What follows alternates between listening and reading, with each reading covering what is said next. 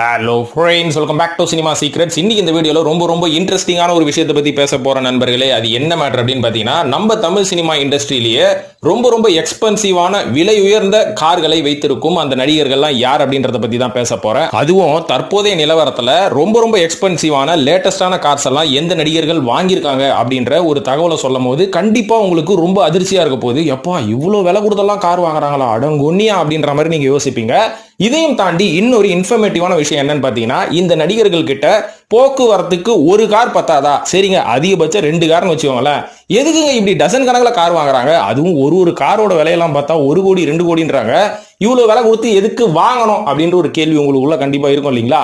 அதுக்கான பதில், அதுக்கான சரியான விடைய நான் இந்த வீடியோல முடிவுல சொல்ல போறேன். ஏன்னா இந்த வீடியோட முடிவுல எதனால இவங்க இவ்வளவு எக்ஸ்பென்சிவ் கார்ஸ் எல்லாம் வாங்கி காசை ஏன் இப்படி தண்ணியா வாரி இறக்கிறாங்க, எதுக்கியா வேஸ்ட் பண்றீங்க அப்படின்ற மாதிரி நீங்க யோசிப்பீங்க. கண்டிப்பா இதுக்கான பதில் இந்த வீடியோட முடிவுல இருக்க போகுது. அதனால இந்த வீடியோவை கடைசி வரைக்கும் பார்த்துட்டு கடைசியில் நான் சொல்ல போற விஷயத்தை கேட்டா உங்களுக்கு ஒரு தெளிவு பிறக்கும் நண்பர்களே. அதனால இப்ப இன்ட்ரோடக்ஷனை இதுக்கு மேல தொடராம எந்தெந்த நடிகர்கள் எந்தெந்த மாதிரியான காஸ்ட்லி கார்ஸ் எல்லாம் இப்போதைக்கு வச்சிருக்காங்கன்றத பத்தி பேசுவோமா? அதுக்கு முன்னாடி உலகத்திலேயே ரொம்ப காஸ்ட்லியான கார்ஸ் எது, ரொம்ப எக்ஸ்பென்சிவான கார்ஸ் எது அப்படின்னு பாத்தீங்கன்னா ஒரு 2 பிராண்டை சொல்லலாம். அதுல ஒன்னு வந்து ரோல்ஸ் ராய்ஸ் அப்படின்ற ஒரு பிராண்ட் தான். அட நம்ம தளபதி வச்சிருக்காரு 7 கோடியோ 8 கோடியோ அப்படின்னு சொல்லுவீங்க.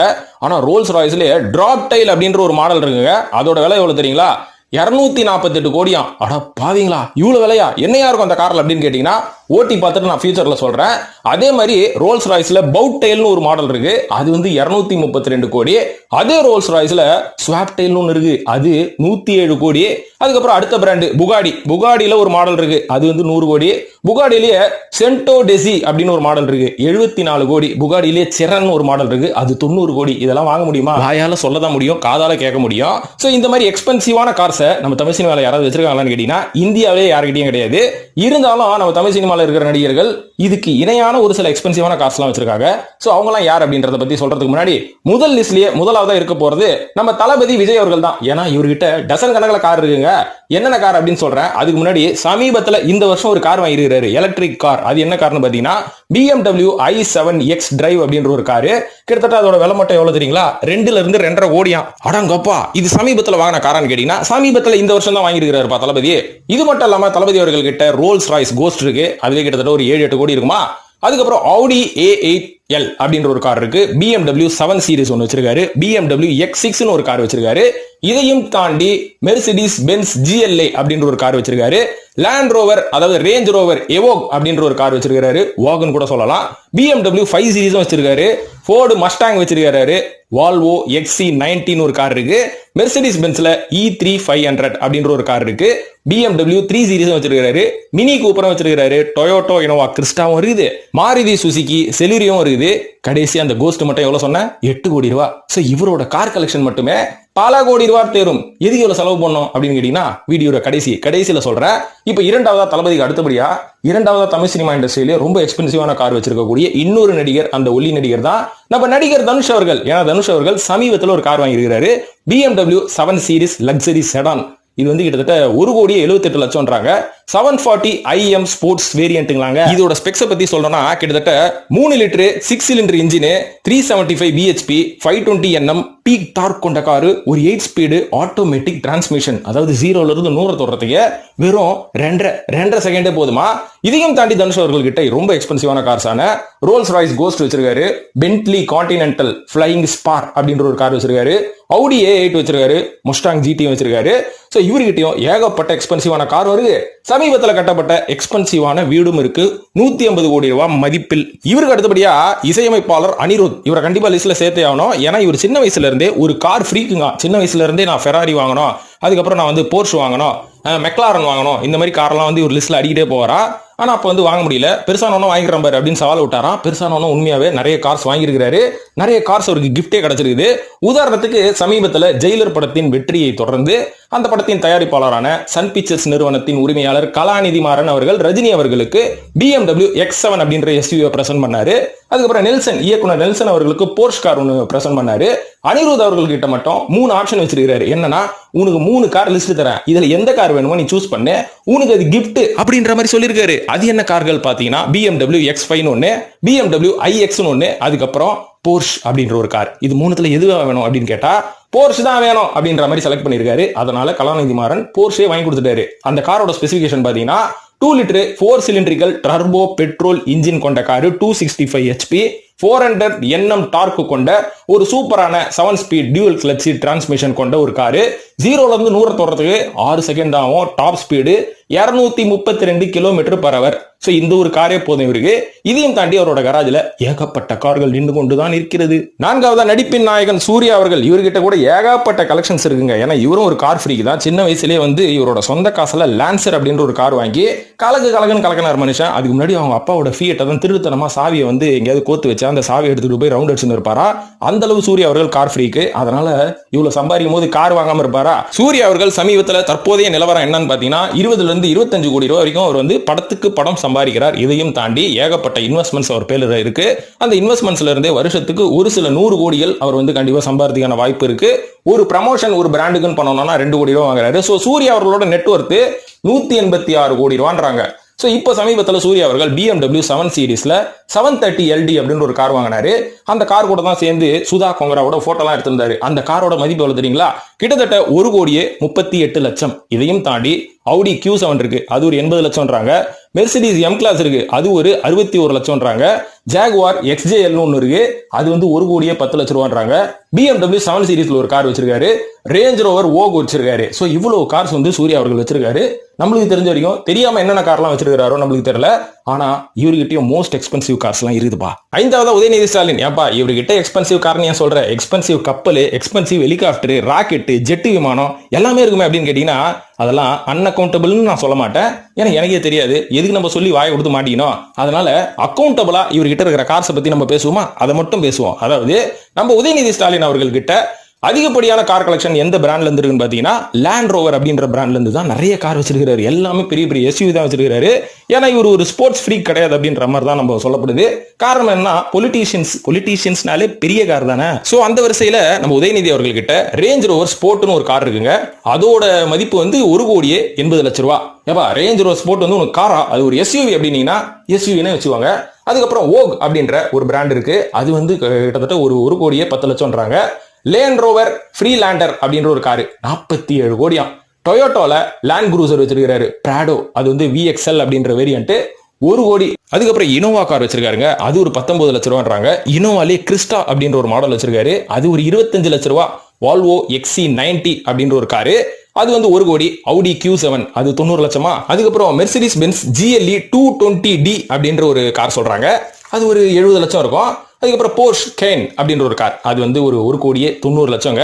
ஹம்மர் H3 வச்சிருந்தாரு கமலஹாசனுக்கு அடுத்தபடியா தமிழ் சினிமா இண்டஸ்ட்ரியில ஹம்மர் வச்சிருந்த ஒரு ஆள் இவர் தான். 90 லட்ச ரூபான்றாங்க. சோ இவ்வளவு கார் வச்சிருக்காரு. ஆனா அடிக்கடி நம்ம இவரை ஸ்பாட் பண்றது ரேஞ்ச் ரோவர்ல தான் பார்ப்போம். நானே நிறைய தடவை ரேஞ்ச் ரோவர்ல வர பார்த்திருக்கேன். மிச்ச காரெல்லாம் கரதில தூங்குது. இவ்வளவு ஏங்க இந்த ஹம்மர் வச்சிருந்தார் பாத்தீங்களா? ஒரு கால கொடுமை அந்த காலகட்டத்தில் நடந்தது. இந்த காரை வந்து அவர் ப்ரொடக்ஷன் பண்ற படங்களுக்கு வந்து இவரு சும்மா அப்படியே விடுவாரு. சும்மா வச்சுக்கோங்க, ஹீரோ யூஸ் பண்ணுங்க, ஹீரோயின் யூஸ் பண்ணுங்க அப்படின்ற மாதிரி படத்துக்கு கொடுப்பாரு. வாரி இறப்பாரு அப்படின்னு நம்ம சொல்லலாம். உதாரணத்துக்கு மாதவன் மற்றும் கமல் நடித்த மன்மத நம்பு அப்படின்ற ஒரு படத்துல மாதவன் ஒரு ஹம்மர் ஒன்று ஓட்டிட்டு வர்றாருல, டாங்லி கூட ஓட்டுவாரு. இவரோட ப்ரொடக்ஷன் தானே அந்த 7ஆம் அறிவு. சோ அந்த மாதவன் ஓட்டுற கார் தான் ஹம்மர் தான் உதயநிதி அவரோட ஹம்மர். அப்ப அந்த ஷூட்டிங் ஸ்பாட்ல அந்த கார் பட்ட கெதியை ஒருத்தர் பார்த்துட்டு என்கிட்ட சொன்னாரு, ஏப்பா எவ்வளவு விலைப்பா அந்த காரு? 90 லட்சம் இருக்குமா? அந்த காலகட்டத்தில் 90 லட்சம்ன்றது எவ்வளவு பெரிய அமௌண்ட். அந்த காரு தூசு பிடிச்சி அழுக்க தொடைக்க கூட ஆள் இல்லாம அழுக்காக கிடக்குதுப்பா அப்படின்ற மாதிரி சொன்னாரு. பாருங்க காசு எப்படி எல்லாம் காசு வந்து வீணா காத்தா கரையுது. ஆறாவதா சுப்ரீம் ஸ்டார் சரத்குமார். இந்த லிஸ்ட்ல இவர் ஏன் வந்தாருன்ற மாதிரி கொஞ்சம் யோசிப்பீங்க. ஆனா இந்த லிஸ்ட்ல இவர் கண்டிப்பா வந்தே ஆகணும். விஷயம் தெரிஞ்சவங்க எல்லாருமே சரத்குமார் அவர்களோட அருமையை பத்தி தெரியும். ஏன்னா தமிழ் சினிமால அந்த காலகட்டத்தில் கவுண்டமணி கிட்ட இல்லாத காரே இல்லை அப்படின்ற மாதிரி சொல்லுவாங்க. ஏன்னா தமிழ் சினிமால மோஸ்ட் எக்ஸ்பென்சிவ் கார்ஸ் எல்லாம் அன்னைக்கு இம்போர்ட் பண்ண கார் எல்லாமே கவுண்டமணி கிட்ட இருக்கும். அதுக்கு முன்னாடி நம்ம சிவாஜி கணேசன் அவர்கள் தான் பிளைமவுத் அப்படின்ற ஒரு கார் வச்சிருந்தாரு. அதுவும் வந்து பாத்தீங்கன்னா அந்த காலகட்டத்தில் மோஸ்ட் எக்ஸ்பென்சிவ் இம்போர்ட்டட் காரு. அதுக்கப்புறம் கவுண்டமணி மற்றும் சிவாஜி கணேசன் இவர்களையும் தாண்டி நம்ம ரஜினிகாந்த் அம்பாசிடர் கார்ல தான் வந்துட்டு போற காலகட்டத்தில் சரத்குமார் அவர்கள் மோஸ்ட் எக்ஸ்பென்சிவ் கார்ஸ் எல்லாம் வந்து அந்த காலகட்டத்தில் வச்சிருந்தாரு. இந்த ஹிஸ்டரி யாருக்காவது தெரியுமா? வரலாறு யாருக்கும் தெரியாதுல்ல, இப்ப நான் சொல்றேன். சோ சரத்குமார் அவர்கள் அன்னைக்கு பீக்ல இருக்கும்போது அன்னைக்கு இருந்த அந்த ஜெரா அப்படின்ற ஒரு காரு KS ரவிமார் கூட வந்து ஓன் பண்ணியிருந்தார் அந்த காரை. அதை கூட படையப்பா படத்துல ரம்யா கிருஷ்ணன் ஓட்டுற காரு வேற யாரும் கிடையாது, அது KS ரவிமாரோட ஓன் கார் தான். அப்படி தூக்கினா தலைக்கு மேல கதவு திறக்கும் பாத்தீங்களா, ஜெரா, டொயோட்டோ ஜெரான்னு நினைக்கிறேன் அந்த காரோட பேரு. சோ இந்த காரெல்லாம் அந்த காலகட்டத்தில் சரத்குமார் அவர்கள் வச்சிருந்தாராம். ஏன்னா அவர் அன்னைக்கு இந்தியன் மேக் கார்ஸ் வாங்குறதுக்கு பதிலாக இம்போர்ட்டட் கார்ஸ் மேல ஒரு பெரிய ஃப்ரீக் அவரு. அதனால எல்லாத்தையும் வந்து இம்போர்ட் பண்ணி நம்ம ஊர்ல ஒரு கலக்கலகுவாரு. அந்த மாதிரி கார் ஃப்ரீக்கு, அந்த மாதிரி கார் ஃப்ரீக் கிட்ட இன்னைக்கு என்னென்ன கார்ஸ் இருக்கு அப்படின்றத பத்தி பேசுமா. அதாவது சமீபத்துல அவர் வந்து கியா கார்னிவல் லிமோ அப்படின்ற ஒரு காரு, அந்த கார் வாங்கியிருக்காரு. கிட்டத்தட்ட ஒரு 35 லட்சம் அப்படின்ற மாதிரி சொல்றாங்க. அந்த காரு கிட்டத்தட்ட 2199 சிசி, 2199 சிசி. இதையும் தாண்டி பென்ஸ் C250D அப்படின்ற ஒரு கார் வச்சிருக்காரு. அது வந்து ஒரு 46 லட்சம் ரூபா, கிட்டத்தட்ட 46 லட்சம் ரூபாங்க. பாருங்க எவ்வளவு எக்ஸ்பென்சிவ். அதுக்கப்புறம் Audi Q5 வச்சிருக்காரு. அது வந்து பாத்தீங்கன்னா கிட்டத்தட்ட ஒரு 66 லட்சம் ரூபான்றாங்க. ஜீப் செரோக்கி அப்படின்ற ஒரு காரு, ஜீப்புப்பா, கார் கிடையாதுப்பா, எஸ்யூவிப்பா, ஓகேப்பா, 90 லட்சம் பாது. இதையும் தாண்டி பஜேரோ ஸ்போர்ட் 30 லட்சம் ரூபான்றாங்க. Audi A7 90 லட்சம் ரூபா, Ford Endeavour 36 லட்சம். அதுக்கப்புறம் வேற என்னங்க, மெர்சிடிஸ் பென்ஸ் E220 ஓல்டு மாடலுங்க, பழைய மாடலு, அதுவே 40 லட்ச ரூபா கொடுத்து அன்னைக்கே வாங்கிருக்காரு. அதுக்கப்புறம் BMW 20D அப்படின்ற ஒரு கார் வச்சிருக்காரு. கிராண்ட் கப்புள் ஸ்போர்ட் லைன், அதுவே வந்து கிட்டத்தட்ட ஒரு 42 லட்ச ரூபான்றாங்க. இவ்வளவு கார் நம்மளுக்கு தெரிஞ்ச வரைக்கும் வச்சிருக்காரு. ஆனா சரத்குமார் அவர்களை அடிக்கடி நான் BMW பார்ப்பேன், அதுக்கப்புறம் அவரோட பஜேரோல பார்ப்பேன், அதுக்கப்புறம் எண்டேவர்ல பார்ப்பேன். அடிக்கடி இந்த காரில் தான் அவர் வந்து சும்மா பக்கத்துல கடைக்கு போறதுக்கு, கீரை கட்டு வாங்குறதுக்கு, இந்த மாதிரி இடத்துக்குலாம் அந்த மாதிரி தான் போவாரு. பெரிய பெரிய ஃபங்க்ஷன்ஸ்க்கு, பெரிய பெரிய ஈவெண்ட்ஸ்க்கு போகும்போது மோஸ்ட் எக்ஸ்பென்சிவ் கார்ஸ் அவர்கிட்ட இருக்குல்ல, அதெல்லாம் எடுத்துட்டு அடிக்கடி ஓட்டுவார்ப்பா, நான் பார்த்துருக்கிறேன். இப்போ அடுத்ததா 7வதா சொல்ல போறது உலகநாயகன் கமலஹாசன் அவர்களை பத்தி சொல்லலாம். எப்படி, ஏன்னா சம்பாதிக்கிற காசை ஜாலியா என்ஜாய் பண்ணணும் அப்படின்னு நீங்க நினைக்கணும்னா கமல் அவர்களை ஃபாலோ பண்ணுங்க. அதுக்குன்னு ஏப்பா ஒரு வரமுறை எல்லாமே வாழ்க்கை நடத்தினாரு அப்படின்னு அவரோட பர்சனல் லைஃப் உள்ள போவாதீங்க. ஆனா சம்பாதிக்கிற காசை ரொம்ப ஜாலியா அனுபவிக்கிறது சினிமால எனக்கு தெரிஞ்ச வரைக்கும் கமலஹாசன், அதுக்கப்புறம் மம்முட்டி, மோகன்லால், இவங்கெல்லாம் பாத்தீங்கன்னா காசை வந்து அனுபவிக்கணும். அப்புறம் நம்ம லெஜண்ட் சரவணா இவரை விட்டோம் பாத்தீங்களா, இவங்கெல்லாம் அனுபவிப்பாங்க. அதனால காசை பதி வைக்காதீங்க, ஜாலியா செலவு பண்ணி என்ஜாய் பண்ணுங்க. அப்பதான் இயற்கையின் விதிப்படி காசு உங்ககிட்ட வந்து சேரும். ஏப்பா இப்படி சொல்லிட்டு போயிடுவேன், அப்புறம் செலவு பண்ணிட்டு ஒண்ணுமே இல்லாம நாங்க தானே உட்காந்துருக்கோம் அப்படின்னு கேட்டீங்கன்னா செலவு மட்டும் பண்ணிருக்காதீங்க, அந்த செலவு பண்றதுக்காக உழைக்கவும் செய்யணும். அதெல்லாம் சரி, இப்ப இந்த தத்துவத்தை பேசுறதை விட்டு விஷயத்துக்கு வரேன். கமலஹாசன் அவர்கள் கிட்ட இருக்கிற நெட்வொர்த்தே பாத்தீங்கன்னா கிட்டத்தட்ட ஒரு 400 கோடி ரூபாய் அப்படின்றாங்க, அக்கௌண்டபிள்னு வச்சுவாங்க. சரி, இவர்கிட்ட என்னென்ன கார் இருக்கு அப்படின்னு பாத்தீங்கன்னா கமல் அவர்கள் கார்களையே தேடி எடுப்பாரு. இப்படி ஒரு பிராண்ட் எல்லாம் இருக்கா அப்படின்ற மாதிரி நம்ம யோசிக்கணும். அந்த வகையில பென்ஸ் மேக்பேக் S560 அப்படின்ற ஒரு கார் வச்சிருக்காரு. கிட்டத்தட்ட ஒரு 2,29 லட்சம் ரூபான்றாங்க. V8 பெட்ரோல் இன்ஜின் கொண்ட 984 mm கொண்ட 250 கிலோமீட்டர் டாப் ஸ்பீட் கொண்ட ஒரு சூப்பரான காரு. அதுக்கப்புறம் லெக்ஸஸ் LX அப்படின்ற ஒரு கார் வச்சிருக்காரு. அடிக்கடி இந்த ப்ரமோஷன் அரசியல் கூட்டத்துக்கெல்லாம் இந்த கார்ல தான் வருவார்ப்பா. அதாவது V6 பெட்ரோல் இன்ஜின் கொண்ட ஒரு காரு, 530 Nm டார்க் மற்றும் 220 km/h டாப் ஸ்பீடு. இந்த காரோட விலை கிட்டத்தட்ட ஒரு 2,33 லட்சம் ரூபா. அதுக்கப்புறம் ரேஞ்ச் ரோவர் வாக் வச்சிருக்காரு. இது வந்து ஒரு 70 லட்சம் ரூபான்றாங்க. Audi Q7 வச்சிருக்காரு, 89 லட்சம் ரூபா. BMW 7 சீரிஸ் 730 LD 1,20 லட்சம் ரூபா.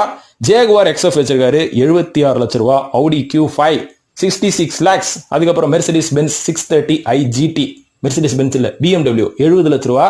அதுக்கப்புறம் வால்வோ XC90 1,30 லட்சம் ரூபா. Audi A8L 1,60 லட்சம் ரூபா. அப்புறம் உதயநிதி வச்சிருந்தாரு ஹம்மர் H3 80 லட்சம் ரூபா. இவர் அதுக்கு முன்னாடியே வாங்கினால விலை கம்மி 10 லட்சம் ரூபா. சோ இந்த மாதிரி இவ்வளவு கார், இவ்வளவு லிஸ்ட். இந்த கார் வைக்கிறதுக்கு ஒரு கல்யாண மண்டபம் வாங்கணும் போல இது. கல்யாண மண்டபம் அப்படின்ற ஒண்ணு ஒரு ஞாபகம் வருது. அதாவது இதுக்கு முன்னாடியே நம்ம சேனல்ல துல்கர் சல்மான் வைத்திருக்கக்கூடிய, மம்முட்டி மற்றும் துல்கர் சல்மான் வைத்திருக்கக்கூடிய 369 கராஜ் அப்படின்னு வச்சிருக்காங்க. கிட்டத்தட்ட எத்தனையோ காருங்க, கல்யாண மண்டபம் வாங்கி தான் நிறுத்தணும், அவ்வளவு கார் வச்சிருக்காங்க. அதெல்லாம் ஏற்கனவே ஒரு வீடியோ நான் போட்டேன், நம்ம சேனல்ல பாக்குறவங்க தேடி கண்டுபிடிச்சு அந்த வீடியோவும் பாருங்க. சோ பாருங்க, இதுதான் தமிழ் சினிமாலேயே மோஸ்ட் எக்ஸ்பென்சிவ் கார்ஸ் வைத்திருக்கக்கூடிய ஒரு சில நடிகர்கள் சொல்லலாம். இந்த லிஸ்ட்ல ஒரு சில நடிகர்கள் மிஸ் ஆயிருந்தாலும் அடுத்தடுத்து வர வீடியோக்கெல்லாம் நான் சொல்றேன். சரி, ஓகேப்பா. இந்த வீடியோட ஆரம்பத்துல சொன்ன பத்தியா, எதுக்கு இவங்க இவ்வளவு எக்ஸ்பென்சிவான கார்ஸ் எல்லாம் வாங்குறாங்க, என்ன ரீசனா இருக்கும்? ஏன்னா இவங்களை பார்த்துட்டு நம்ம பயப்பிள்ளைங்க இஎம்ஐல கடனை கட்டி, லோனை கட்டி காரை வாங்கிட்டு பெட்ரோல் போட முடியாம வீட்டு வாசல்ல நிறுத்திக்கிட்டு இன்ஸ்டாகிராம்ல போட்டோ மட்டும் புடிச்சு போட்டு லைக்ஸ் வாங்கிட்டு இருக்கிறானுங்க. ஆனா அது கடன் கட்டுற வெளியே அவங்களுக்கு மட்டும் தான் தெரியும்ன்ற மாதிரி நீங்க யோசிப்பீங்க. என்ன ரீசன்றதை இப்ப நான் சொல்றேன். அதுக்கான முதல் ரீசன் என்ன அப்படின்னு பாத்தீங்கன்னா, தமிழ் சினிமாவை பொறுத்த வரைக்கும் உங்களுக்கு இருக்கிற திறமையையும் தாண்டி நீங்க காட்டுற பந்தாவை வச்சுதான் உங்களுக்கு வருமானம் நிச்சயமாகும் அப்படின்றது தான் நிதர்சனமான உண்மை. ஏன்னா இருக்கிற திறமையை வச்சு, உங்களோட அறிவை வச்சு நீங்க சினிமா உள்ள ஒரு என்ட்ரி கொடுத்துடலாம்.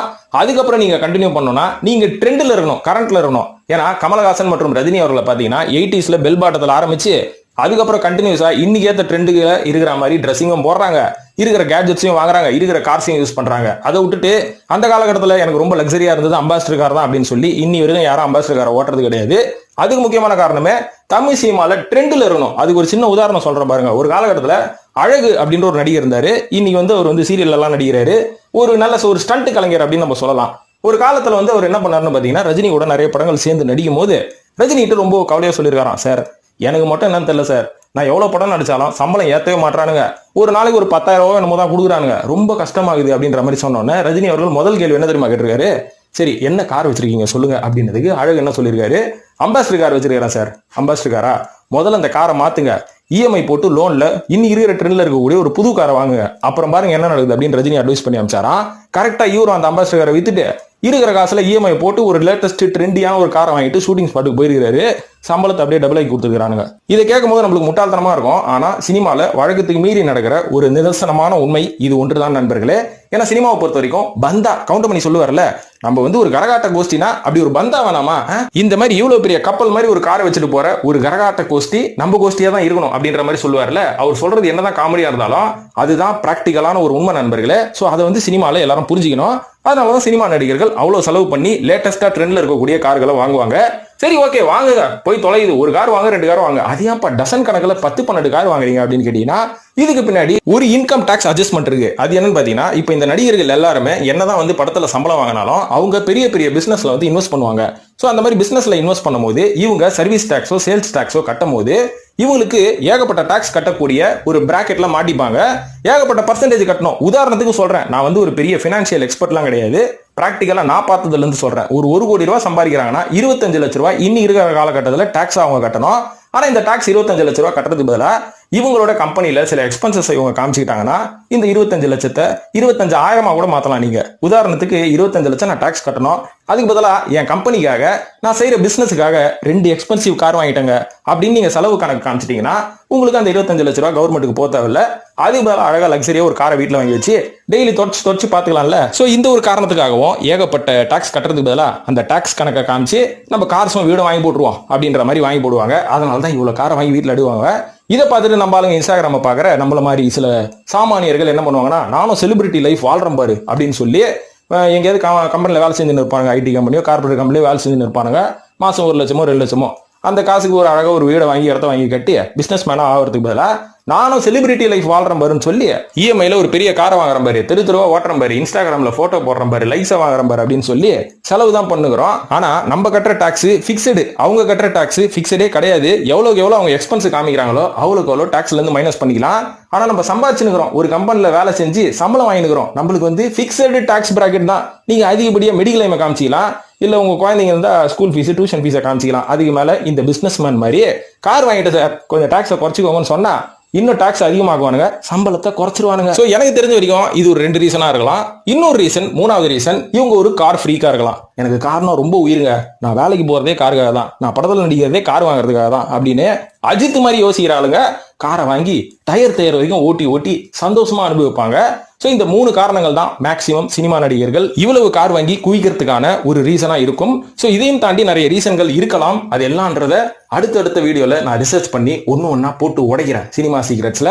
சோ அதுக்கு நீங்க செய்ய வேண்டியதெல்லாம் நம்ம சேனலை சப்ஸ்கிரைப் பண்ணிட்டு எல்லா வீடியோஸையும் பாருங்க.